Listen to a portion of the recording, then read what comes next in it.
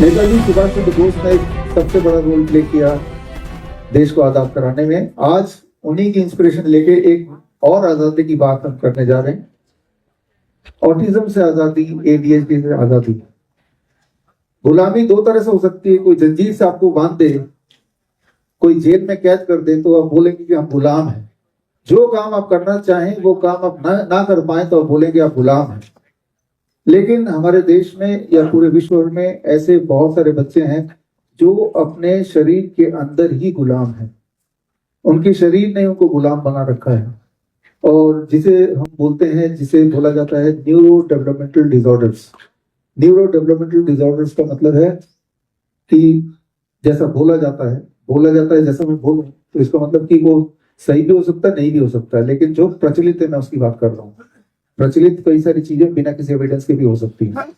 तो बोला जाता है कि तो बचपन से है, ये जिंदगी भर रहेगा, न जाने कैसे हो गया और इसका कोई सोल्यूशन भी नहीं है।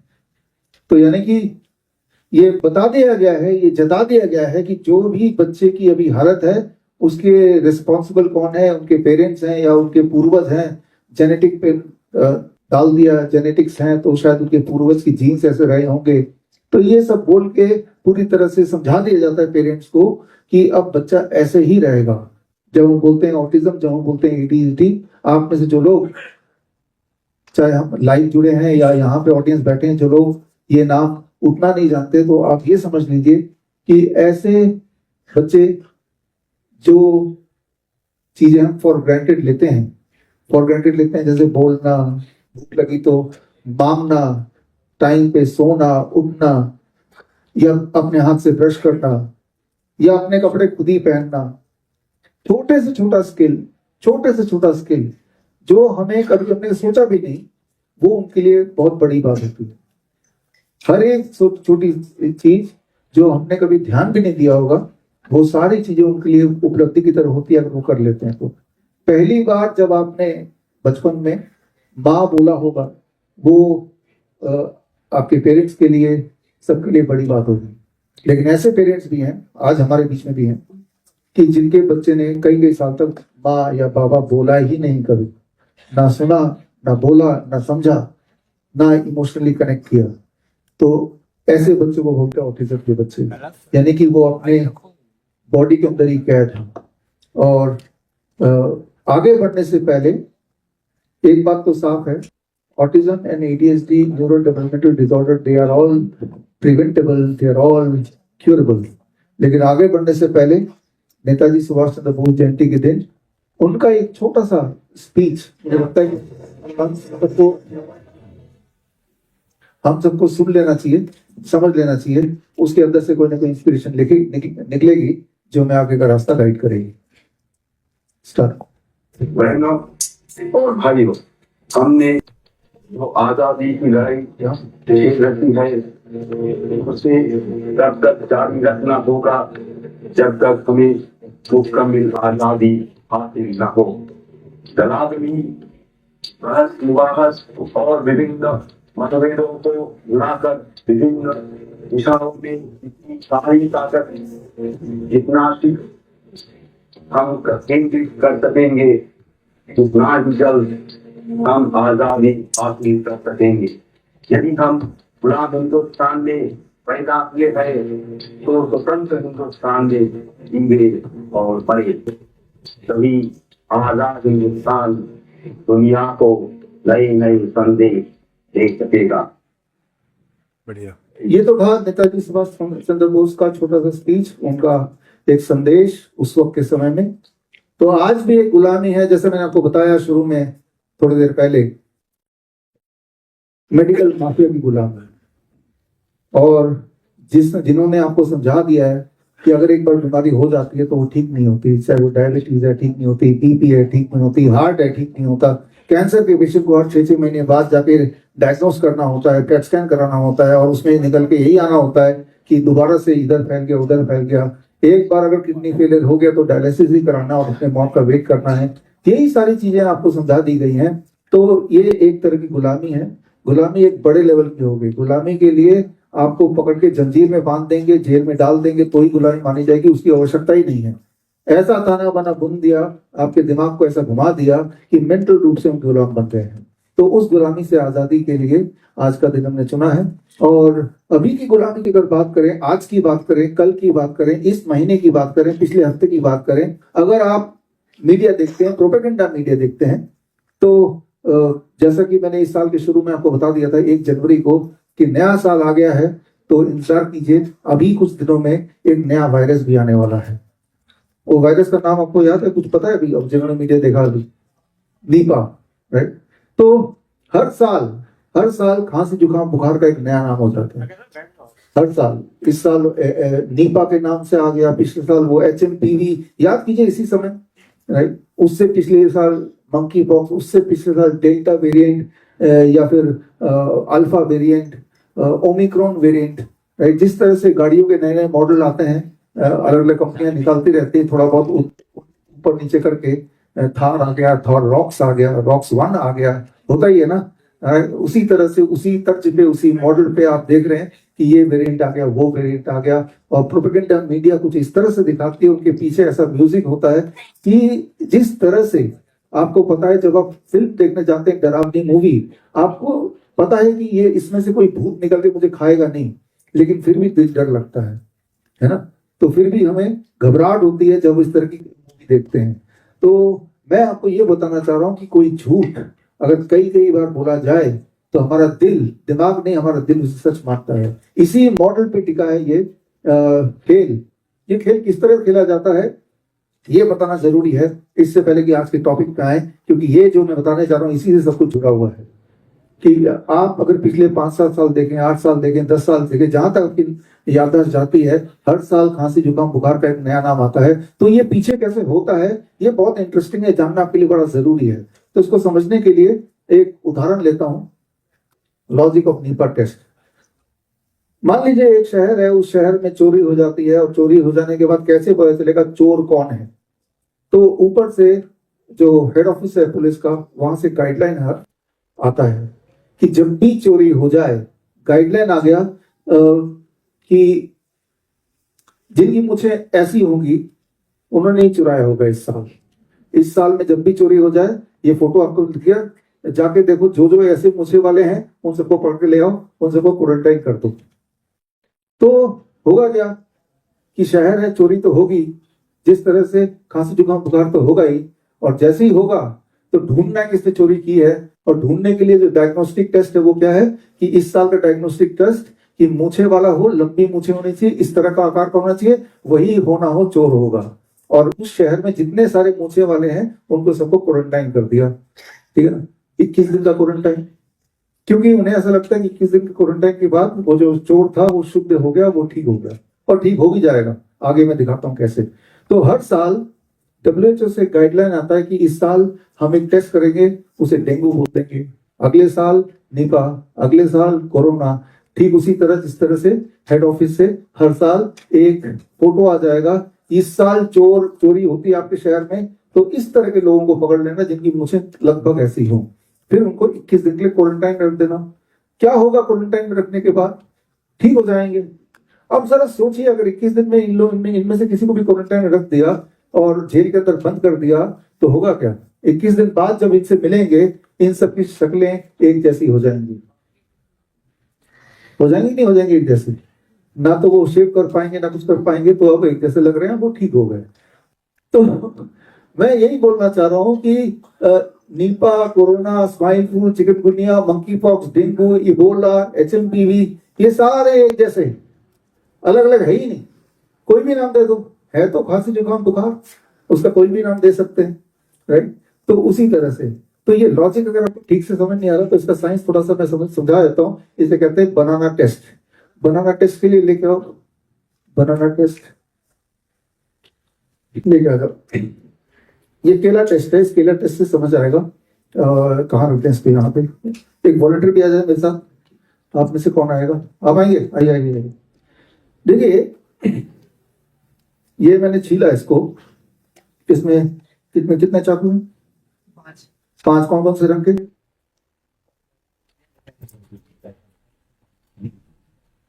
है ना? पकड़ लो इन सबको। ये केले हैं आपके सामने, एक जादू करते हैं, इधर आ जाओ। इसको काट दिया हमने, काट के टुकड़े टुकड़े कर दिए, इसको इंजर कर दिया, ठीक है ना। अब काट दिया और इन्हीं में से किसी एक चाकू से काटा, है ना। कौन से वाले चाकू से काटा है सिर्फ इनको पता है, किसी को और नहीं पता, क्योंकि मैं तो पीछे मुड़ गया। अब ऐसी स्थिति में अगर मैं ये केला दिखा दूं और ये चारों चाकू दिखा दूं, 4-5 चाकू दिखा दूं, इनको एक बार धो भी दूं, फिर दिखा दूं, बताइए इनमें से कौन से वाले ने इस केले को काटा होगा, कैसे पता करेंगे आप? ये तभी पता कर सकते हैं जब आप मौजूद हो, तब जब ये काटा जा रहा था, जैसे कि मौजूद थे, isn't it? ये समझना होगा। ये तो क्लियर है कि इन्हीं में से किसी ने किसी चाकू का इस्तेमाल किया होगा इसको काटने के लिए, लेकिन इनमें से कौन से वाले चाकू का यूज किया होगा कुछ नहीं पता, है ना। क्योंकि काटते वक्त आप थे नहीं, काटने के बाद अपने कहा ये टुकड़े टुकड़े हो गए, चाकू भी पड़े हैं इतने सारे, हो सकता है इसी में से किसी से काटा हो, इतना ही ना। ये बात को समझने की कोशिश कीजिए कि जब भी कभी आपको खांसी जुकाम बुखार यानी कि फ्लू होता है, इसे बोलते हैं मेडिकल भाषा में इन्फ्लुएंजा लाइक इलनेस, तो हमारी बॉडी में इस चाकू की तरह बहुत सारे तरह के बैक्टीरिया वायरस हैं जिनमें ये क्षमता है कि आपको खांसी जुकाम बुखार दे दे। अब जब आपको खांसी जुकाम बुखार हो ही गई, तो अगर आप उस वक्त कोरोना का टेस्ट करेंगे तो कोरोना भी मिल जाएगा, अगर उस वक्त आप डेंगू का टेस्ट करेंगे डेंगू पॉजिटिव भी आ सकता है, उस वक्त ट्यूबरकुलोसिस का टेस्ट करेंगे ट्यूबरकुलोसिस पॉजिटिव भी आ जाएगा, उस वक्त अगर एचएमपीवी का टेस्ट करें वो भी पॉजिटिव आ जाएगा, राइट। उस वक्त अगर एंसाइक्लिटिस का टेस्ट करें वो भी पॉजिटिव आ जाएगा। लेकिन WHO बोलता है कि इस साल जब भी किसी को खांसी जुकाम बुखार हो, नीपा का टेस्ट कर देना। आप समझ रहे हैं, ठीक है ना। तो अब सारे वायरस तो बॉडी में है ही, सारे बैक्टीरिया है। मैं तो आपको ये बोल रहा हूँ जिसको भी नीपा पॉजिटिव आया उसी को कोरोना का टेस्ट करा के देख लो, उसी को टीबी का टेस्ट करा के देख लो। हमने ये सारा कुछ करा के देखा है, इसलिए मैं आपको बता रहा हूँ, राइट। तो नीपा के नाम पे आपने देखा, जो लोग देखते हैं प्रोपेगेंडा मीडिया आप में से, कि किस तरह की हड़कंप मच गई है। उनके जो वर्ड्स होते हैं ना, लास्ट ईयर का पिछला का देखिए, HMPV के खौफ से हड़कंप मच गई, तो HMPV वर्ड की जगह नीपा आ गया। वो थंबनेल वैसा ही है, बिल्कुल वैसा ही है, पिछले साल वाला मैच कर लीजिए। स्पेशल टीम की गठन कर दी गई है, वो बिल्कुल थंबनेल वैसा ही है, हाई अलर्ट पे है मिनिस्ट्री, हेल्थ मिनिस्ट्री, बिल्कुल वैसा ही थंबनेल है, बस HMPV वर्ड था, उससे पिछले साल कोरोना वर्ड था, अब वहां पे नीपा वर्ड आ गया। ज्यादा मेहनत करने की जरूरत नहीं, बस थंबनेल में वो नाम जो भी आया और WHO से वो नाम को डालने की जरूरत है। तो हमने थैंक यू ठीक है, ये सारा तो हमने पिछले साल जब इसी वक्त, याद कीजिए आप, पब्लिक की याददाश्त कमजोर होती है, HMPV का लॉकडाउन होने वाला है, इस तरह के मामला चल रहा था। कर्नाटक में केस पाया गया, गुजरात में 2 केस पाए गए, मुंबई में 3 पाए गए, है ना। जैसे कि मान लो कोई पता नहीं टेररिस्ट पाया गया हो अलग अलग प्रांतों में, ऐसा मामला हो रहा था। अखबार पिछले तब का आप देखेंगे, टीवी का अगर पुराने वीडियोस तो आपको दिख जाएंगे इसी समय का। तो हमने, हमारी टीम ने, डॉक्टर नमिता यहाँ बैठी है, इन्होंने ये HMPV का खेल को एक्सपोज करने के लिए हमने क्या किया, हमारे ही ऑफिस के जो अभी अब थे स्टेज पे, हमने सबका HMPV टेस्ट कर दिया। मैं अपना भी टेस्ट कर दिया, अपना तो मैंने 7 बार कराया, और कुछ कुत्तों का भी कर दिया, गली के कुत्ते, और 50 टेस्ट में से 7 HMPV पॉजिटिव निकल गए। और जब टेस्ट कराया हमने तो सारे कैमरे लगा दिए ताकि बाद में वो मुकर ना जाए लैब वाला कि भाई ये तो टेस्ट हुआ ही नहीं था। तो बोलने का मतलब ये है कि ये सारे टेस्ट इस तरह से बने हुए हैं कि एक ही इंसान को एक ही समय में एक ही वाला टेस्ट 10 बार करा देंगे तो एक बार पॉजिटिव आ जाएगा। यहाँ पे इस वक्त 300 लोग बैठे हैं, हम लोग सब मिलके, तो 300 लोगों को अगर कोई भी नीपा का टेस्ट कराते तो 30 नीपा पॉजिटिव केस तो यही है, यानी कि पूरा का पूरा टेररिस्ट ऑर्गेनाइजेशन एक तरह से यहीं पे है, राइट। तो कितनी विस्फोटक बात है। तो वो टेस्ट का खेल है ये। जब हमने 23 जनवरी 2025 सुभाष चंद्र बोस जयंती, आज ही के दिन हमने ये किताब रिलीज की, तो आप पाएंगे, पीछे जाके देखिएगा कि 24 जनवरी के बाद से HMPV का भूत पिछले साल पूरी तरह से प्रोपेगेंडा मीडिया से गायब हो गया। तो उससे 1 साल पहले जाइए, मंकी पॉक्स आ गया, स्कूल भी बंद कर दिए गए, टेस्टिंग चालू कर दिया गया और लगभग इसी समय, और तब हमने मंकी पॉक्स को एक्सपोज करने के लिए फिर से वही काम किया। हमने मंकी पॉक्स का टेस्ट किट मंगवाया और उस टेस्ट किट से हमने मंकी पॉक्स के 25 टेस्ट कर दिए। फिर दोबारा 25 का दोबारा बैच, 25 का दोबारा बैच। हमने देखा कि अगर एक इंसान को 25 बार टेस्ट कर दिया जाए एक बार, तो मंकी पॉक्स पॉजिटिव आ ही जाएंगे। डॉक्टर नमिता का ब्लड सैंपल लिया था तो वो एक बार पॉजिटिव आ ही गई। कुछ लोग नहीं भी आए लेकिन कुछ लोग आ भी गए। तो वो सारे रिकॉर्ड्स, सारे सबूत हमने इस किताब में डाला, इस किताब को रिलीज किया। वो आप देखेंगे ऑनलाइन सारे स्टोर्स पे है। और उसके बाद से मंकी पॉक्स का भूत जैसे ही एक्सपोज हुआ खत्म हो गया। तो मैं आपको श्योरली ये बता सकता हूं, आज के इस कॉन्फ्रेंस में करीब इस वक्त 50 से अधिक लाइव जगह पे चल रहा है, सोशल मीडिया में, यूट्यूब में, फेसबुक में भी लाइव चल रहा है। बाकी यहाँ पे कैमरा है। कल से आई एम श्योर नीपा का भूत प्रोपेगेंडा मीडिया के टीवी स्क्रीन से गायब होने वाला है। तो ये समझने वाली बात है कि जो तो मुद्दा है ही नहीं उसे मुद्दा बना देना और डरा देना। याद रखिएगा, जब आप डर जाते हैं तब आपको लूटना बहुत आसान हो जाता है, वेरी इजी, है ना। डर के दुबक के बैठ जाएंगे। एक डरे हुए इंसान से आप कुछ भी लिखवा सकते हैं, कुछ भी करा सकते हैं। एक डरा हुआ इंसान अपनी जान देने को भी तैयार हो जाता है। याद कीजिए, कोरोना पॉजिटिव आ गया, इस डर से वो हॉस्पिटल के छत से कूद गया और मर गया। याद आ रहा है कुछ, है ना। तो आप अगर ढंग से डरा देंगे किसी को तो अपनी जान देने के लिए, माल देने के लिए, सब कुछ देने को इंसान तैयार हो ही जाता है। यहां तक कि अपने पेरेंट्स की लाश भी देने को तैयार हो जाता है ना। लाश भी हॉस्पिटल में छोड़ के आ गए, अच्छी तरह डरा दो तो। क्यों छोड़ के आ गए? कोरोना ना फैल जाए। क्या हम सब ने क्लास 8वीं पढ़ी है? हमने पढ़ी है क्लास 8वीं में, हमने सुना है, पढ़ा है उसमें कि डेड बॉडी कोई भी वायरस या बैक्टीरिया फैला नहीं सकता कभी, क्योंकि बैक्टीरिया वायरस फैलाने के लिए आपको बोलना पड़ेगा, सांसें लेना पड़ेगा। और डेड बॉडी ना तो सांस ले सकती है, ना बोल ही सकती, ना खा सकती है। तो dead body is like stone, और स्टोन से कोई चीज फैलती नहीं है। इतनी छोटी सी बात है जो हमने बचपन में पढ़ा है, क्लास 8 के सिलेबस का पार्ट है। और उसके बाद भी इतना इंसान डर गया कि भूल गया कि प्रिंसिपल ऑफ ये बायोलॉजी है क्या, कोई चीज कैसे फैलती है। जरा सोच के देखिए, हमारे पूरे देश में किसी एक ने भी ये मुद्दा उठाया? हम तो तब से बोलते आए हैं, हम या हमारे जो एक्सपर्ट्स हैं वो तो बोलते हैं, उनको छोड़ दीजिए उसके अलावा, जबकि हम सबने पढ़ाई की, है ना। तो जो तो मुद्दा था ही नहीं कभी। कई बार लोग बोलते इतने लोग मरे कैसे? फिर मरा वही जो हॉस्पिटल गया। जो हॉस्पिटल गया नहीं वो मरा ही नहीं। कोरोना काल को याद कीजिए, जितने लोग मरने वाले आपको याद आएंगे वो हॉस्पिटल गए, वहां पूरी तरह से तैयारी कर ली गई, सारा जहर था उनके पास, अभी भी है। नीपा के नाम से जो जाएगा, रेक्टोविर है, लेप्नोविर है, रेमडेसिविर है, याद कीजिए। बस पहुंचे तो सही, वो लगा देंगे, इंसान मर जाएगा, बोल देंगे नीपा से पहली मौत, ठीक है ना। तो नीपा का खौफ फैलाने में आपकी लाश भी काम आएगी।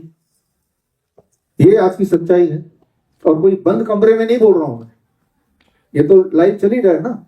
और बाकी जो कैमरा है अपने सोशल मीडिया में आप चलाएंगे ही चलाएंगे, ठीक है। तो ये मैं ये क्यों बता रहा हूं, मैं आपको ये बताना चाह रहा हूं कि अगर आप इस भरोसे में है कि आपका हेल्थ का ध्यान कोई हेल्थ मिनिस्ट्री करेगी, कोई मेडिकल का हॉस्पिटल करेगा, वो नहीं करने वाले, वो तो आप ही को करना है। तो क्या करना है आपको, वही आज हम बात करने वाले हैं, रियल मुद्दे पे बात करने वाले हैं। रियल मुद्दा आज का ये है कि आज के बच्चे सबसे ज्यादा बीमार हैं। इतने बीमार कभी नहीं थे जब हम बचपन में थे, इवन आज भी इतने बीमार नहीं है जितने आज के बच्चे भी बीमार हैं।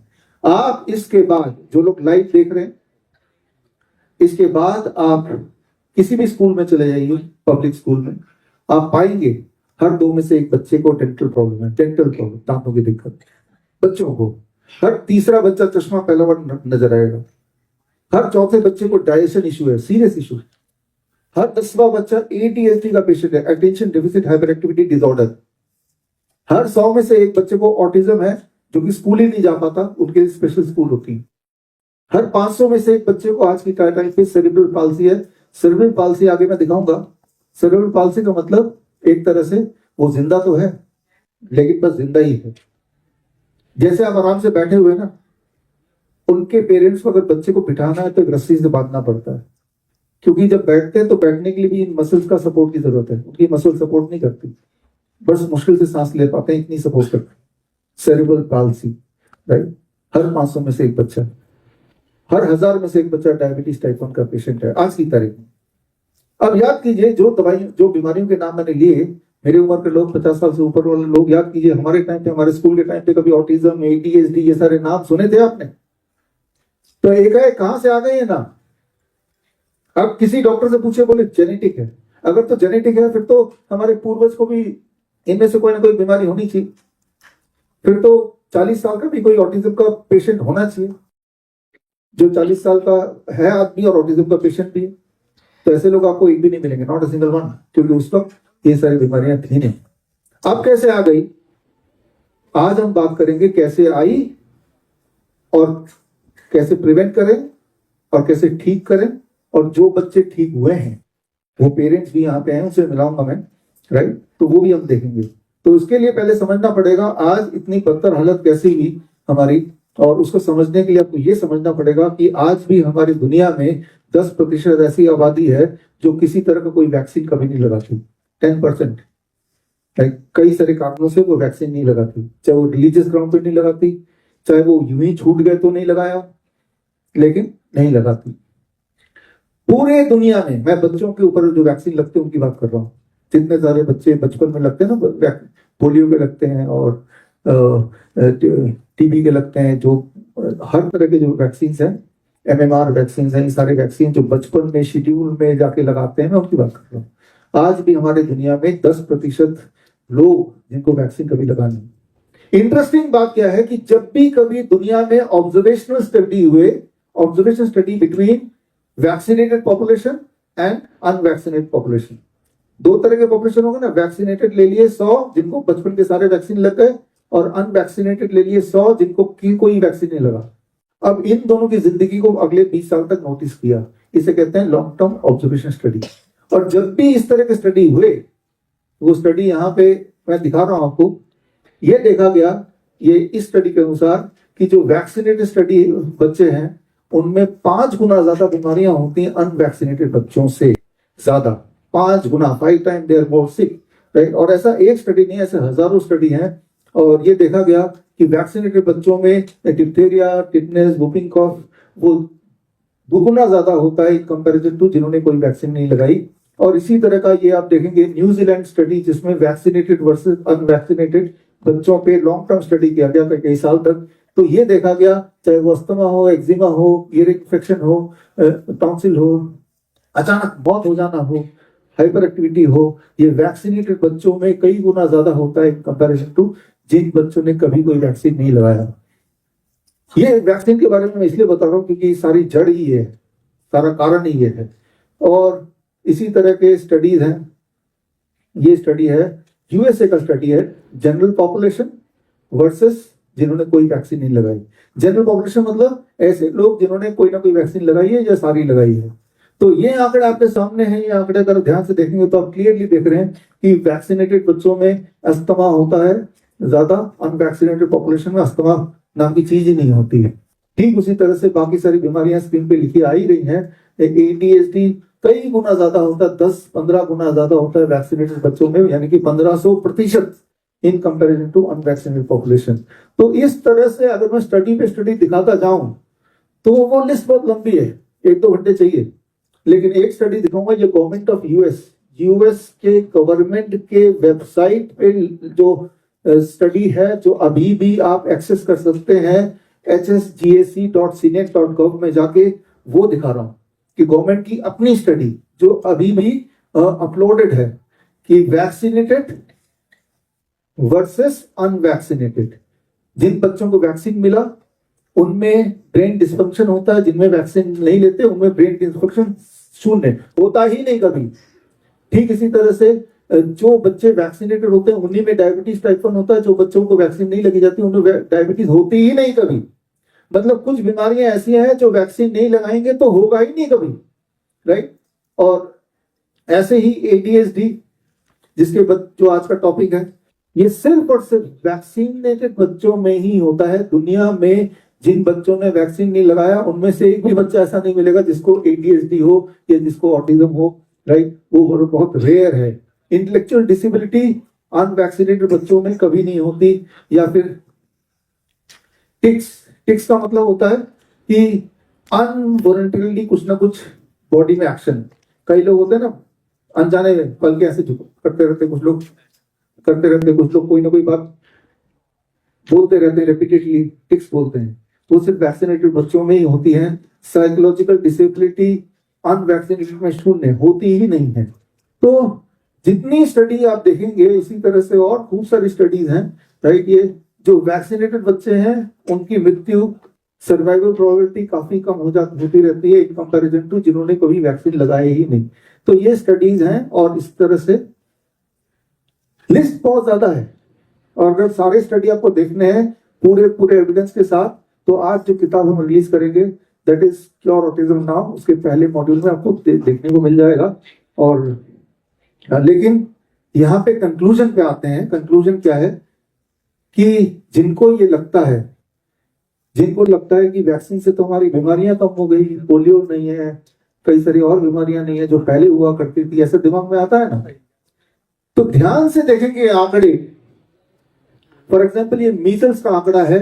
एक टाइम था 1900, मीजल्स का आंकड़ा USA का 1900 से लेके अभी तक का, कि मीजल्स काफी ज्यादा तेजी से फैलता था, लेकिन मीजल्स धीरे धीरे फैलना कम हो गया, मीजल्स से बिल्कुल कम हो गई। और जब फाइनली बहुत कम हो गया, ये वो टाइम था जब मीजल्स का वैक्सीन आया था। जब मीजल्स दुनिया से जाने लगी थी तब वैक्सीन आया, और अब ये लगता है कि ये बीमारी कम है बिकॉज ऑफ द वैक्सीन। चाहे हम US का आंकड़ा देखें, चाहे हम UK का, इंग्लैंड का आंकड़ा देखें, वैक्सीन कब आया? Vaccine came at this time जब ये बीमारी दुनिया से जा चुकी थी। ये बीमारी दुनिया से गई कैसे फिर, अगर वैक्सीन ने ये कमाल नहीं किया तो?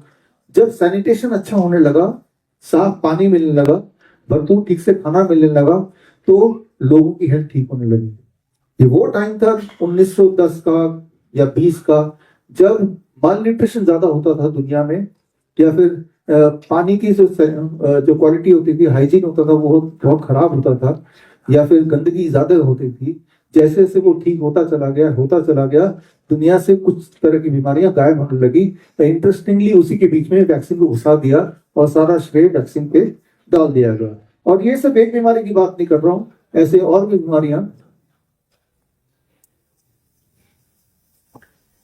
आगे क्यों नहीं हो रहा भाई?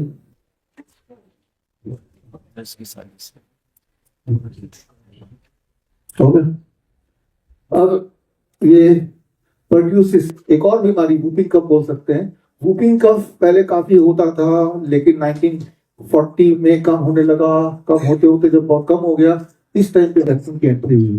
तो इतिहास अगर आप देखेंगे तो आप देखेंगे जिन बीमारियों की वैक्सीन लग रही थी वो बीमारियां ऑलमोस्ट जाने के कगार पे थी जब वैक्सीन की एंट्री हुई। तो वो कुछ एग्जाम्पल ये रहे। और कुछ बीमारियां ऐसी हैं जिनकी कोई वैक्सीन आई ही नहीं, जैसे टाइफाइड मोर्टेलिटी रेट पहले काफी ज्यादा होती थी, लेकिन वो भी धीरे धीरे अपने आप ही खत्म हो गई। तो इस तरह के आंकड़े अगर आपको देखने हैं तो किताब के अंदर तो मिल ही जाएंगे। हम बात करते हैं करना क्या होगा इस पे। तो याद रखिए, जब कोई भी वैक्सीन आपकी बॉडी में डाला जाता है तो आपकी बॉडी में ये सारी चीज डाली जाती है। ये सारी वो खतरनाक केमिकल है जो सीधे ब्लड में जाएगा तो आपको बहुत नुकसान पहुंचाएगा। अगर आपको यकीन नहीं आ रहा है तो ये सारे केमिकल्स के बारे में खुद ही थोड़ा स्टडी कर लीजिए। खुद स्टडी नहीं करना चाहते तो जो किताब आज रिलीज होगी उस किताब को पढ़ लीजिए, तो आपको क्लियर हो जाएगा कि that these are the chemicals जो हमें बच्चों के ब्लड में या अपने ब्लड में कभी भी नहीं इंट्रोड्यूस करना चाहिए, और अगर करेंगे तो भुगतेंगे भी हम या हमारे बच्चे, राइट। तो ये हमें समझना होगा कि आप जरा सोच के देखिए कि इस तरह के केमिकल्स को बॉडी में डाल के कैसे हमारी हेल्थ अच्छी हो सकती है। जब भी कोई आपको बोलता है, चाहे वो डॉक्टर हो, हेल्थ मिनिस्ट्री हो, कोई स्कूल हो, कोई भी बोले जो ये बता सके कि वैक्सीन लेने के बाद ये वाली बीमारी गई है, एक भी नहीं है ही नहीं। और मैंने तो ऐलान किया था, मेरी जो किताब थी कोविड-19 वैक्सीन एंड द वायरस, कि अगर कोई एक सबूत दिखा देगा तो मैं 1 लाख रुपए दे दूंगा।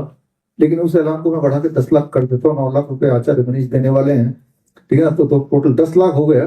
तो 10 लाख कर देता हूं कि एक भी सबूत आप ले आओ जिसमें यह साबित होता हो कि वैक्सीन देने से किसी भी रूप में किसी को भी कोई फायदा होता हो, राइट। तो अब हमारा मुख्य सवाल ये था कि बच्चों में इतनी बीमारी क्यों बढ़ रही है, इसको समझने की, फिर हमें ये समझना होगा हम क्या करें कि वो ठीक हो जाए, ऑटिज्म ठीक हो जाए, एडीएचडी ठीक हो जाए, सेरेब्रल पाल्सी ठीक हो जाए, रियल मायने में ठीक हो जाए, वो मेन स्ट्रीम में लोग बच्चे आ जाए, नॉर्मल स्कूल में जाने लगे, अपने पैरों पे खड़े हो जाए, खुद ही अपने कपड़े पहन पाए, माँ को माँ बोल पाए, बाबा बोल पाए, गाना गा पाए, डांस कर पाए। क्या ये हो सकता है? ये हो सकता नहीं, ये हो गया है। और आज हम ऐसे कुछ बच्चों को पेश करेंगे, लेकिन उससे पहले ये समझने की कोशिश करते हैं कि ये हालत यहां तक पहुंची कैसे।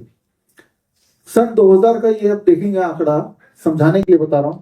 यूएस में उस वक्त हर बच्चे को अनिवार्य रूप से 21 वैक्सीन लगते थे बचपन में, और तब वहां का ऑटिज्म था, हर 150 में से एक बच्चे को ऑटिज्म था। आज की तारीख में यूएस में कम से कम 40 वैक्सीन लगते हैं, मैक्सिमम 70 वैक्सीन लगते हैं एक बच्चे को 10 साल के अंदर अंदर। तो जैसे जैसे नंबर ऑफ वैक्सीन बच्चों में बढ़ते गए, उसी रफ्तार से ऑटिज्म का स्टैटिस्टिक्स भी बढ़ता गया। आज की तारीख में हर 31 बच्चे में से एक बच्चा ऑटिज्म का पेशेंट है। लड़कों की बात करें तो हर 12 में से एक बच्चा ऑटिज्म का पेशेंट है यूएस में। यानी कि यूएस में सड़क में जाते हुए 12 बच्चे मिलेंगे तो 12 में से रैंडमली एक बच्चा ऑटिज्म का मिल जाएगा। कितनी भयंकर बात है। इसका कंपैरिजन भारत के आंकड़े से करें तो भारत में 12 वैक्सीन लगते थे सन 2000 में एक बच्चे को 10 साल की उम्र तक। तो तब 2000 में से एक बच्चे को ऑटिज्म हुआ करता था, 2000 में से एक बच्चा। आज की तारीख में हर बच्चे को 23 वैक्सीन कम से कम लगते हैं। तो आज की तारीख में हमारे देश में हर 100 में से एक बच्चा ऑटिज्म का शिकार है, हर 100 में से एक बच्चा ऑटिज्म का शिकार है। तो ठीक इसी तरह से एडीएचडी का आंकड़े भी आपकी आंखों के सामने है, attention deficit hyperactivity disorder. यानी कि अगर आप चाहते हैं कि आपका बच्चा न्यूरो डेवलपमेंटल डिसऑर्डर का पेशेंट बन जाए तो आपको सिर्फ इतना करना पड़ेगा कि नंबर ऑफ वैक्सीन अधिक बढ़ा दीजिए। जिस रफ्तार से वो बढ़ाएंगे उसी रफ्तार से उनके अंदर बीमारियां आती जाएंगी, बड़ी भयंकर तरीके से आती जाएंगी। हमारे पेरेंट्स में आपसे मिलाता हूँ कि वो बड़े खुश हुए पेरेंट बने, बच्चे ने बोलना भी सीख लिया, बात करने लगा, समझने लगा, खड़े होने लगा। लेकिन जैसे जैसे वैक्सीन लगते गए जो जो चीज बच्चे को उपलब्धियां थी वो वापस आने लगी, धीरे धीरे वो रिवर्स होने लगी, वो गायब होने लगी। तो ये एक बहुत ही ज्यादा डिफिकल्ट सिचुएशन होती होगी किसी पेरेंट्स के लिए। तो यहाँ पे अभी तक तो मैं बात कर रहा था कि मुख्य प्रॉब्लम क्या है। मुख्य प्रॉब्लम है वैक्सीन। लेकिन ये चीज आपके दिमाग में, सबके दिमाग में ऐसा भर दिया गया है बार बार बोल बोल के कि वैक्सीन तो जान बचाता है, ये वैक्सीन ने आपको बचा के रखा, अगर ये बच्चे को नहीं लगाएंगे तो आप मर जाते हैं। याद कीजिए मेरी उम्र के लोग, जब हम बच्चे थे तो लकी थे हम, 2 3 4 वैक्सीन लगते ही काम छूट गया हमारा, राइट। तो इसीलिए हमारे ऊपर उतना प्रभाव नहीं पड़ा, वी आर स्टिल हेल्दी। हालांकि वो 2 3 4 भी नहीं लगने थे, नहीं लगने चाहिए थे। तो अब ऐसे बच्चे हम सबके सोसाइटी में हमारे आसपास हैं, तो उनको ठीक कैसे करें। तो पहला स्टेप तो ये हुआ कि ऐसे बच्चे को दिक्कत ही ना आए। तो पहला मैसेज तो ये है कि किसी भी हालत में किसी भी तरह का कोई वैक्सीन कभी भी किसी को किसी भी रूप में नहीं लेना चाहिए। वेरी सिंपल, क्योंकि ऐसा कोई सबूत है ही नहीं कि जिससे साबित होता हो कि किसी भी एक वैक्सीन से किसी भी तरह से कोई भी फायदा किसी को भी कभी हुआ है या हो सकता है। सबूत ही नहीं है, एविडेंस है ही नहीं। जिनको लगता है एविडेंस है तो वो दिखाइए। मैंने तो दिखाया एविडेंस, ये तो थोड़े से है, बाकी किताब में आप देख लीजिए। और ये एविडेंस मेन स्ट्रीम मीडिया का है, एविडेंस नहीं है। एक वो मेडिकल इंडस्ट्री बोल जरूर रही है, मेडिकल साइंस में एविडेंस नहीं है। हमने मेडिकल इंडस्ट्री को मेडिकल साइंस समझ रखा है। आप जब अपने घर में जाएंगे, जो लोग ऑनलाइन मुझे देख रहे हैं, आप जब ये मेरा लेक्चर खत्म होगा अपने नियरेस्ट डॉक्टर के पास जाइए और बोलिए कि एक सबूत दिखा दो जिससे ये साबित होता हो कि कोई भी एक वैक्सीन किसी भी रूप में थोड़ा बहुत भी फायदेमंद है। एक दिखा दो। कुत्ते के काटने के बाद वैक्सीन लेते हैं तो उससे फायदा होता है, दिखा दो। याद रखिए, जब कुत्ता काटेगा तो या तो रेबीज आपके बॉडी में जाएगा या नहीं जाएगा, दो ही चीज तो होंगी। क्या पता कुत्ते को रेबीज था। अब रेबीज गया ही नहीं तो आप मरेंगे नहीं। और लेकिन सारा श्रेय किस पे दे दिया? वैक्सीन पे दे दिया। उसने, मैंने वैक्सीन लगाया तो मैं बच गया। खैर वो टॉपिक आज का नहीं है, वो कभी और बात करेंगे। लेकिन मैं तो ये बोल रहा हूँ कि जो, क्योंकि आज नेताजी सुभाष चंद्र बोस जयंती का दिन है तो अपने आप को आजाद कैसे करेंगे? अपने आप को आजाद तभी करेंगे जब अपने आप से आप पूछना सीखेंगे, आंख बंद करके जब विश्वास नहीं करेंगे। आफ्टर ऑल इसे एविडेंस बेस्ड मेडिसिन बोला जाता है। तो एविडेंस बेस्ड मेडिसिन का एविडेंस कहाँ है? ये बात आपको पूछना ही होगा, राइट? अपने भविष्य के लिए, अपने बच्चों के भविष्य के लिए, वेयर इज द एविडेंस? एक एविडेंस तो लेके आओ। एक एविडेंस, हमने एक पत्र लिखा, 1000 लोगों को लिखा, जितने मेडिकल एसोसिएशन है, राइट, कि भाई आप एविडेंस एक तो दीजिए, राइट? कोई नहीं देने वाला, बिकॉज वो है ही नहीं, है ही नहीं वो। तो खैर पहला स्टेप तो ये है अभी तक का कंक्लूजन, कि एक मैसेज ये है कि किसी भी रूप में कोई वैक्सीन कभी किसी को नहीं लेना है। क्यों नहीं लेना है और क्या क्या और है, बहुत सारे और सवाल होंगे, उसके लिए आज जो किताब रिलीज होगी उसमें से आप पढ़ लीजिएगा। लेकिन अभी मोस्ट इंपॉर्टेंट क्या है कि अगर किसी बच्चे को न्यूरो डेवलपमेंटल डिसऑर्डर हो ही गया है, तो अब क्या करें कि उसको उस ट्रैप से बाहर निकालें। तो उस पर हम बात करेंगे, उसको समझने की कोशिश करेंगे। ऐसे पेरेंट्स यहाँ पे हैं जो अलग अलग शहरों से आए हैं, जिन्होंने अपने बच्चे को ठीक किया है, और वो मैसेज आपको देना चाहते हैं इस उम्मीद से कि ये जो देख रहे हैं जो लोग, अगर ऐसे पेरेंट्स भी देख रहे हैं या आप किसी पेरेंट को जानते हैं जिनके बच्चे को ऑटिज्म या एडीएचडी है, तो ये वाला संदेश इन पेरेंट्स का जो आपके सामने आएंगे अभी, जरूर उन तक पहुंचाइए। तो आपको समझ आएगा कि बड़ी से बड़ी दिखने वाली बीमारी आसान से आसान तरीके से घर बैठे ही अक्सर ठीक हो सकती है। ऐसी बीमारी जिसे भूल दिया गया है वो कभी ठीक ही नहीं हो सकता। तो यहाँ पे अब इस अभी ऑडियंस में हमारे पास ऐसे बच्चे और पेरेंट्स बैठे हुए हैं, अभी मैं मिलाता हूँ। और हमारा जो जनवरी महीने का जो बैच है, जनवरी 2026 का जो बैच, हम एक बैच में 250 ऐसे बच्चों को शामिल करते हैं जो ऑनलाइन हमारे साथ जुड़ते हैं 1 महीने के लिए, और फिर उनको हम जो जो बताते जाते हैं वो अपने घर पे करते हैं। ये पूरी तरह फ्री है, और ये हर महीने हर हफ्ते एक नया नया बैच बनता जाता है। और जब उनका हमने ऑब्जर्वेशन स्टडी किया, पहले तो हमने उनको पेरेंट्स को बोला कि ऑब्जर्वेशन स्टडी करने वाले हैं। सारे पेरेंट्स ऑब्जर्वेशन स्टडी के लिए मानते नहीं है, क्योंकि वो चाहते नहीं कि उनके बच्चे अगर ठीक हो ही गए तो दुनिया को ये पता चले कि कभी हमारे बच्चे ठीक नहीं भी थे। हालांकि उसमें ना तो बच्चे की गलती है ना पेरेंट्स की गलती। गलती तो ये रहा आपके सामने, इसकी गलती है, या तो इसकी गलती है या इसको जिन्होंने प्रमोट किया उसकी गलती है। लेकिन अब वो बच्चे ठीक हो चुके। लेकिन जिन बच्चों ने पार्टिसिपेट किया हमारे ऑब्जर्वेशन स्टडी में जनवरी महीने के, तो ऑटिज्म और एडीएचडी के बच्चे जो हमारे कैन प्रोटोकॉल को फॉलो किया लगभग 15 दिन या उससे अधिक, right, can cure autism now protocol, जिसके बारे में बताने जा रहा हूं मैं। और ऐसे 110 बच्चे का ऑब्जर्वेशन स्टडी में आपके सामने रख रहा हूं, जिसमें UK, Thailand, Germany, Canada, Australia से एक पेशेंट थे, बाकी सारे पेशेंट भारतीय थे। और भारत में भी अलग अलग प्रांतों से जो कितने कितने पेशेंट हैं वो डिटेल आप देख रहे हैं। और इसमें भी जो मेल थे बच्चे, लड़के, वो 79%, और इस वाले ग्रुप में जनवरी वाले में 21% फीमेल। हमेशा आप देखेंगे वर्ल्ड एवरेज है करीब 25% फीमेल होती हैं और 75% मेल होते हैं। मेल लड़कों में न्यूरो डेवलपमेंटल डिसऑर्डर ज्यादा होता है, 3 गुना ज्यादा in comparison to the girls. क्यों होता है, क्या है, ये एक अलग मुद्दा है, और बात करेंगे। तो और आप देखेंगे ज्यादातर बच्चे इस ग्रुप में 6 to 10 ईयर्स 58%, 16 साल से ऊपर वाले बच्चे सिर्फ 3%। क्योंकि आज से 20 साल पहले ये सब प्रॉब्लम थी भी नहीं, 2000 से पहले कम थी, क्योंकि तब वैक्सीन भी कम लगते थे, राइट। वैक्सीन बढ़ा तो बढ़ जाएगा। अभी यूएस में 22 सितंबर को ट्रंप ने अनाउंस किया, लगातार अनाउंस किया, क्लियरली उन्होंने बोला कि आज हमारे देश में जो ऑटिज्म है उसका सिर्फ सबसे बड़ा एक ही कारण है, वो है बच्चों को जो वैक्सीन लग रहे हैं, क्लियरली। और अब यूएस ने वैक्सीन को एक करके उनकी संख्या को कम करना शुरू कर दिया, ऑफिशियली कम करना शुरू कर दिया, राइट। तो कोई कंफ्यूजन नहीं है। नंबर 1, इससे कोई फायदा है नहीं है। नंबर 2, क्या इसी से ऑटिज्म होता है, एडीएचडी होता है? यस। सो इसमें कोई कंफ्यूजन नहीं है, ये प्रूवन है। तो इसमें आगे हम चलेंगे। तो कैन प्रोटोकॉल क्या है?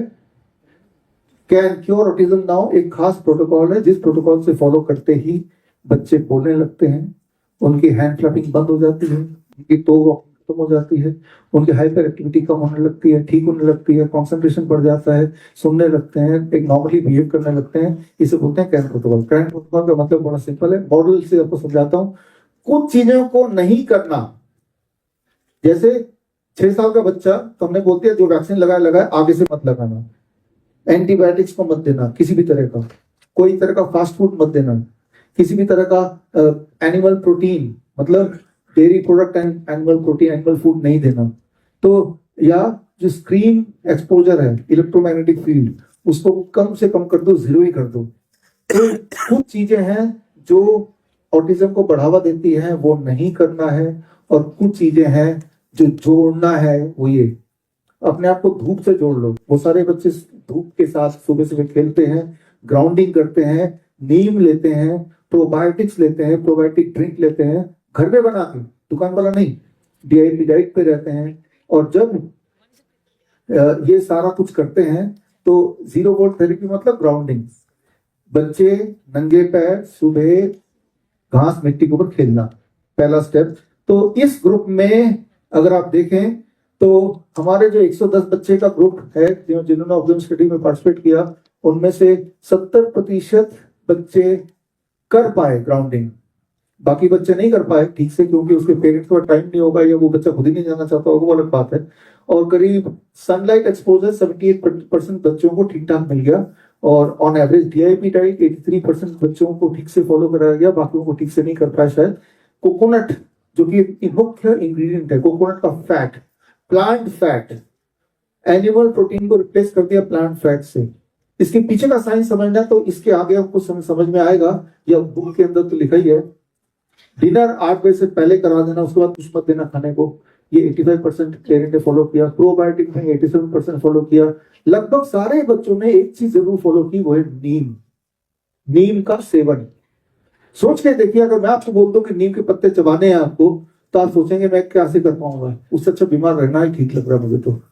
और उधर ये बच्चे नीम बड़े आराम से ले लेते हैं। तो बच्चों का जो एक सोच है, दिमाग है, टेस्ट बड्स है, वो हमसे अलग है। उनको पेरेंट्स को तकलीफ नहीं हुई बच्चे को नीम खिलाने में, तभी जाके आप देख रहे हैं कि अधिकतर बच्चे सबसे ज्यादा नीम थेरेपी को फॉलो किया। नीम थेरेपी का मतलब बड़ा सिंपल है, कई सारे मीनिंग है इसके जो आगे जाकर आपको पता चलेगा। नीम खाना, नीम लगाना तो आगे डिटेल में आएगा। जब बच्चों ने ये किया, पेरेंट्स ने बच्चों पे कराया, कौन से वाले बच्चे जो ऑटिज्म के पेशेंट हैं, एडीएचडी के पेशेंट हैं, न्यूरो डेवलपमेंटल डिसऑर्डर के पेशेंट हैं, तो क्या हुआ उनके साथ? तो average improvement in primary parameters जो उनके इंप्रूवमेंट है, मान लेते हैं इसमें से हम ले लेते हैं हाइपर एक्टिविटी। 92% बच्चों को हाइपर एक्टिविटी पहले थी और 51% फायदा हो गया। 51% मतलब आधे फायदा हो गया, आधे। तो it is a good with in few days. Similarly अगर हम लें स्पीच, डिलेड स्पीच, बच्चों को बोलने में तकलीफ जो 87% बच्चों में पहले थी, ऑन एवरेज वो उनमें 27% इंप्रूवमेंट आया। जितना था उसमें 27%। किसी को हो सकता है 100% इंप्रूवमेंट आ गया, किसी को हो सकता है 10% इंप्रूवमेंट आया। तो एवरेज की बात कर रहे हैं हम। ठीक इसी तरह से अगर आप देखें लिमिटेड आई कांटेक्ट, ऐसे बच्चे होते हैं जो नजर नहीं मिलाते, आई कांटेक्ट नहीं करेंगे, इधर देख के बात करेंगे, that is one of the symptoms.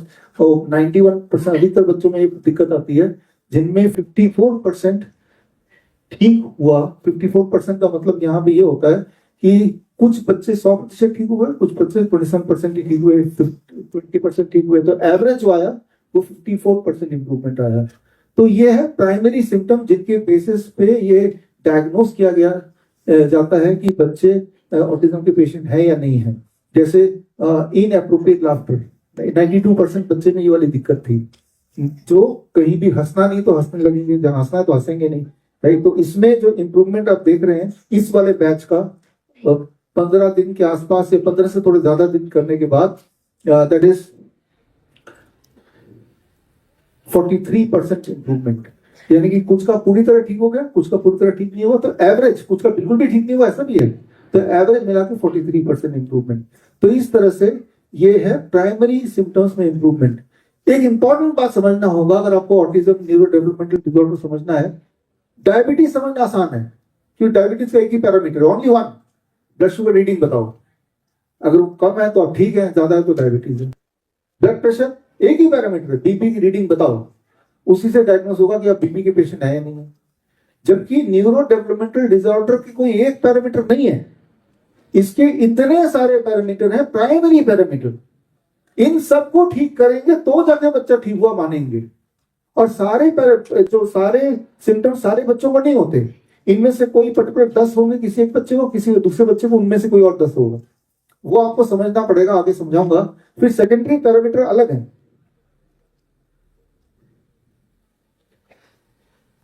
So this is the secondary parameter.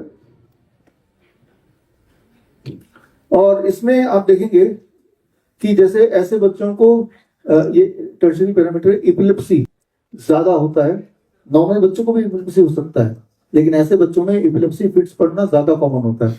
करीब इस बैच में 26% बच्चों को हमसे जुड़ने से पहले फिट्स पड़ते थे, लेकिन इनके बाद हमसे जुड़ने के बाद 78% इंप्रूवमेंट है। यानी कि काफी बच्चों के फिट्स आना पूरी तरह खत्म हो गए, काफी बच्चों को काफी कम हो गया, बट एवरेज 78% आया।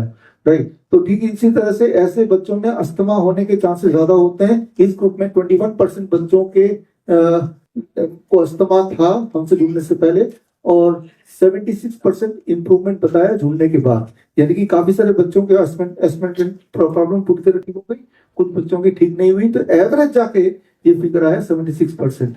तो कुछ बच्चों 63% बच्चों में रेकरेंट फीवर आने की समस्या थी, और उसमें 77% इंप्रूवमेंट है। 77% इंप्रूवमेंट का मतलब फिर वही कि कुछ बच्चों का फीवर आना पूरी तरह बंद हो गया, अधिकतर बच्चों का, लेकिन कुछ बच्चों का फीवर आना कम तो हो गया लेकिन पूरी तरह बंद नहीं हुआ। तो एवरेज कितना है? 77%। तो इस तरह से इतनी सारी चीजों को ठीक करेंगे तो माना जाएगा कि भाई अब बच्चा ठीक है। तो याद रखिए, अगर आपने ऑटिज्म और एडीएचडी ठीक कैसे करना समझ लिया, तो आपने ये भी समझ लिया फीवर कैसे ठीक करना है, अस्थमा कैसे ठीक करना है, फिट्स कैसे ठीक करना है, हेडेक कैसे ठीक करना है। क्योंकि ये सारी दिक्कतें इन बच्चों में बाकी बच्चों के कंपैरिजन में थोड़ी ज्यादा होती है। जैसे ऐसे न्यूरो डेवलपमेंटल डिसऑर्डर में कॉन्स्टिपेशन 79% बच्चों में रिपोर्ट की गई, और उसमें 78% बच्चों में ये ठीक हो गई। यानी कि आप मान सकते हैं कि अधिकतर बच्चों में कॉन्स्टिपेशन कैन प्रोटोकॉल से ठीक हो जाती है। तो ये आप देखेंगे कि नॉर्मल बच्चे में भी कॉन्स्टिपेशन हो सकता है, उनमें भी अस्थमा हो सकता है, उनमें भी फिट्स पड़ सकते हैं, बट उसके जो चांसेस हैं वो ज्यादा इन बच्चों में होते हैं। तो अब जो फाइनल स्लाइड है इसका, कि ऐसे बच्चों में 65% बच्चे, जो इस वाले ग्रुप के 110 बच्चे जो किसी न किसी दवाइयों में थे, और इस कैन प्रोटोकॉल को ज्वाइन करने के बाद उनकी दवाइयां 92% छूट गई। 92% छूटने का मतलब काफी सारे बच्चों का सारी दवाइयां छूट गई, लेकिन कुछ बच्चों की थोड़ी थोड़ी दवाई वो फिर भी चला रहे हैं। हमारी तरफ से सारे छूटने हमने बोल दिया, लेकिन पेरेंट्स थोड़े से डगमगाए रहते हैं, डिसीजन नहीं ले पाते, लेकिन थोड़ा थोड़ा। ऐसे बच्चों की एक सबसे बड़ी जो दिक्कत है समाज से दी हुई, कि बोलते हैं कि थेरेपी सेंटर चले जाओ, स्पीच थेरेपी कराओ, ऑक्यूपेशनल थेरेपी कराओ, बिहेवियर थेरेपी कराओ, फैमिली थेरेपी कराओ, काउंसलिंग कराओ। याद रखिए, आपकी गाड़ी रास्ते में अटक गई क्योंकि आपका इंजन खराब हो गया, और अगर आप गाड़ी को ऊपर से कितना भी चमकाएं तो वो गाड़ी चलेगी नहीं। प्रॉब्लम इनसाइड है, प्रॉब्लम जीप की नहीं है कि जीप को बार बार हिलाने से वो बच्चा बोलने लगेगा। प्रॉब्लम इज इनसाइड, तो इनसाइड से ठीक करना पड़ेगा। लेकिन स्पीच थेरेपी के नाम पे, ऑक्यूपेशनल थेरेपी के नाम पे एक तो बच्चे को टॉर्चर किया जिसकी जरूरत नहीं थी, ऊपर से ऐसे पेरेंट्स का महीने में 25 से 50 हजार तक खर्चा भी होता है इस चीज में, जो कि ऑनगोइंग है, जिंदगी भर ही करना पड़ेगा। तो health wise, emotional wise, wealth wise, हर तरह से नुकसान ही नुकसान हुआ। तो ये मैंने आपको रिजल्ट बताया कैन प्रोटोकॉल का। कैन प्रोटोकॉल क्या होता है? हम सिर्फ इतना बोलते हैं बच्चों को, पेरेंट्स को, कि ये नहीं करना है और ये जरूर करना है एवरी सिंगल डे, और हमें बताना भी है, राइट। और जब ये करने लगते हैं तो ये इंप्रूवमेंट आने लगता है। तो इसको करने के लिए हमारे पास आने की भी जरूरत नहीं है। जो लोग मुझे सुन रहे हैं, सुनते रहें, पूरा आगे आपको पूरी समझ आएगी क्या एग्जैक्टली कैसे करना है। और जो आपको समझ आएगा, ये वीडियो भी उन पेरेंट्स को भेज देंगे तो वो इसको देख के भी समझ लेंगे। ये किताब लेने की भी जरूरत नहीं पड़ेगी, उससे भी वो ठीक हो जाएंगे। ठीक होने के लिए स्पेशली आपको हमारे पास ढूंढना है तो ही ठीक हो पाएंगे, ऐसा कोई जरूरी नहीं है। ये नॉलेज लेना है, ये समझना पड़ेगा आपको। You need education, you don't need medication, this something you to understand. ये जो मैंने आपको बताया ये मैंने वो बताया जो जनवरी में हमने ऑब्जर्वेशन स्टडी की थी 110 पेशेंट पे, और 2025 में जो हमने पिछले अगस्त से लेकर नवंबर तक जो ऑब्जर्वेशन स्टडी की थी, ये स्टडी कितने लोगों में थी? 110। वो स्टडी थी हमारी 1001 बच्चों में, 1001 बच्चे, दोनों को मिला दें तो कितना हो जाएगा? 1111। तो इतने बच्चों के ऊपर स्टडी, उसका भी नतीजा सिमिलर ही था, राइट? इतने बच्चों का जो पूरा डेटा है, एवरीथिंग, वो यहाँ पे मेरे पास है। ये छोटा पेन ड्राइव, इसका पूरा डिटेल, इसके अंदर का सारा डेटा, इंक्लूडिंग पेरेंट कहाँ रहते हैं, क्या करते हैं, पूरा रिकॉर्ड पिछला। और ये बड़ा पेन ड्राइव, इसमें 1001 बच्चे का डेटा, ये आपके सामने है, राइट? यहाँ रख दिया है इस उम्मीद से कि भाई ऐसे प्रोपेगेंडा मीडिया, ऐसे मेडिकल इंडस्ट्री या मेडिकल एसोसिएशन जिन्होंने आपको बताया हुआ है कि ये ठीक नहीं हो सकता, उन सबको हमने इनवाइट भेजा है कि आप आए, और सबूत हमने रख दिया यहाँ पे, ये सबूत लेके जाएं, सबूत देखें, जांच करें इसको। क्या पता मैं यूं ही झूठ बोल रहा हूं, ऐसा भी तो हो सकता है। तो इसको जांच करें इसको, और अगर ये आपने ठीक पाया तो हर पेरेंट्स तक पहुंचाएं। लेकिन इंपॉर्टेंट बात है कि वो ऐसा करने नहीं वाले, क्योंकि ऐसा करते ही ये पोल खुल जाती है कि अभी तक जो वो कर रहे थे उसी की वजह से आज बच्चे की हालत है।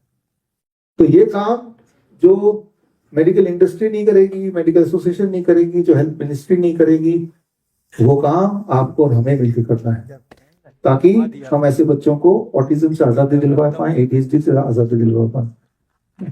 Thank you. तो अब ऐसे ही एक बच्चे की कहानी मैं आपको बताने जा रहा हूँ, बहुत ही इमोशनल, बहुत ही इंस्पायरिंग कहानी है। और बच्चे का नाम है वेदांशी, 11 साल 2 महीने, हमारे बीच में भी है। और वेदांशी है यहाँ पे, आइए आइए, प्लीज कम, वेलकम वेलकम, कम आइए, फाइन, वेरी गुड, आइए। वेदांशी यहाँ पे है, वेदांशी के पेरेंट्स यहाँ पे हैं। वेदांशी के पेरेंट्स अभी 12th बैच था, 12वें बैच में आप जुड़े थे, जिस बैच का मैंने अभी रिकॉर्ड दिखाया, ऑब्जर्व स्टडी दिखाया, जुड़े थे। और वेदांशी के पेरेंट्स ने वेदांशी को ये नीम थेरेपी 100% फॉलो किया, डिनर 8 बजे से पहले 100% फॉलो किया, right?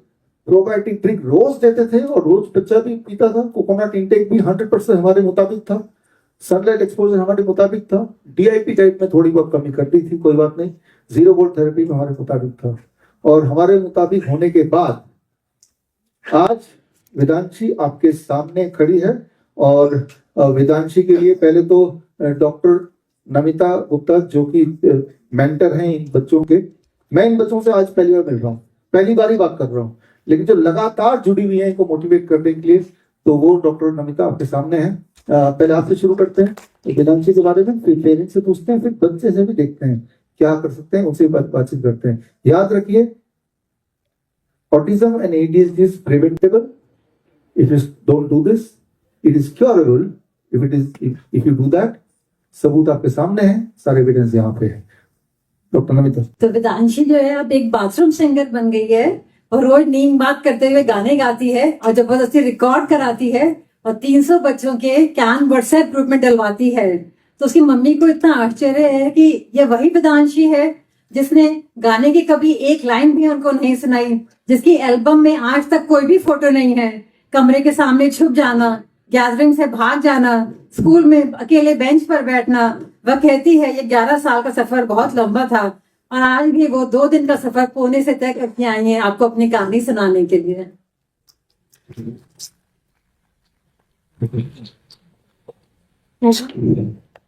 Good morning, all of you.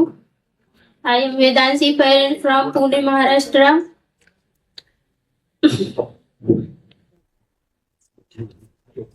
Vedanshi की जर्नी बहुत लंबी थी, 11 साल की थी जब, अब हो चुकी है। वेदांशी 1 साल से बिल्कुल अच्छी थी। जैसे ही पहला बर्थडे हुआ उसके 3 दिन बाद वो एडमिट की गई, और उसके बाद में फिजिकल इश्यूज क्या है आज तक हम लोगों ने प्रोटोकॉल के पहले कभी समझ ही नहीं पाया।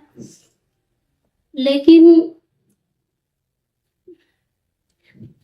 सब पूरा बंद होता जा रहा है। वेदांशी ऐसी इमोशनल लड़की थी कि समाज, सोसाइटी, घर, परिवार, रिलेटिव किसी को फेस नहीं कर पाती थी। जिंदगी में वेदांशी तो हारी थी, लेकिन हर जगह से हम हार चुके थे। लाइफ समझ नहीं आती थी, कैसे जीऊं इसके साथ और क्या दिनचर्या अपनाऊं कि समाज को फेस कर पाऊं। वेदांशी मेंटली अच्छी थी, आईक्यू बहुत स्ट्रांग था, बट उसके पास स्पीच था, सब कुछ था, होते हुए भी वेदांशी बिल्कुल माइंडली, जैसे कि पागल बच्चे होते हैं वैसी उसकी दिनचर्या थी। कहाँ से उसकी कहानी शुरू करूं, कहाँ से खत्म करूं, मुझे कुछ समझ में इस टाइम नहीं आ रहा है, लेकिन जो भी मेरे से हो सकता है बता सकती हूँ। वेदांशी जैसे ही मॉर्निंग में उठती थी, मैं मुझे 6 बजे उठाती थी स्कूल के लिए, और उठाते ही बिस्तर से वेदांशी को 30 छींके, मैक्सिमम 30 छींके आ जाती थी। जैसे कि हम लोगों को कभी कब कोल्ड होता है, 5-6 छींके आ जाती है तो हम बिल्कुल ऐसा शरीर बिल्कुल लेस हो जाता है, लेकिन वेदांशी मॉर्निंग में 25 से 30 छींके आती थी और कंटिन्यू आती थी। जैसे मंजन ब्रश, ये इस दौरान पूरे आधा घंटे में 30 छींके हो जाती थी और बच्चे को इतना नाक से पानी निकलता था।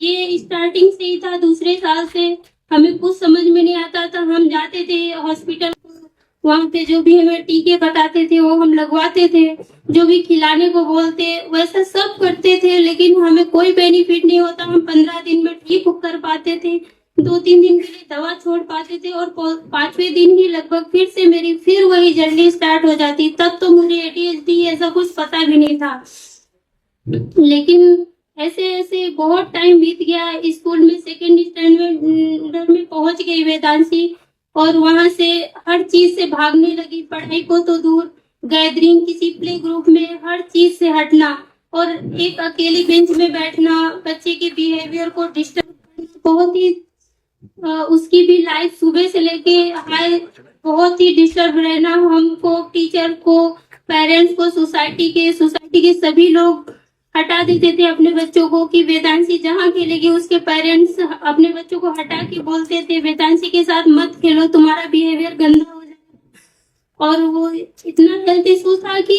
उसके शरीर के सभी पार्ट की दवाइयां चलती थी। ऐसा कोई उसका पार्ट नहीं है जहाँ पे दवाइयां नहीं चलती थी। नाक, कान, गले, पूरी रात में इतना इन्फेक्शन होता था कि गले में वो ऐसे जैसे कबूतर जैसे बोलने की आवाज निकलती रहती थी।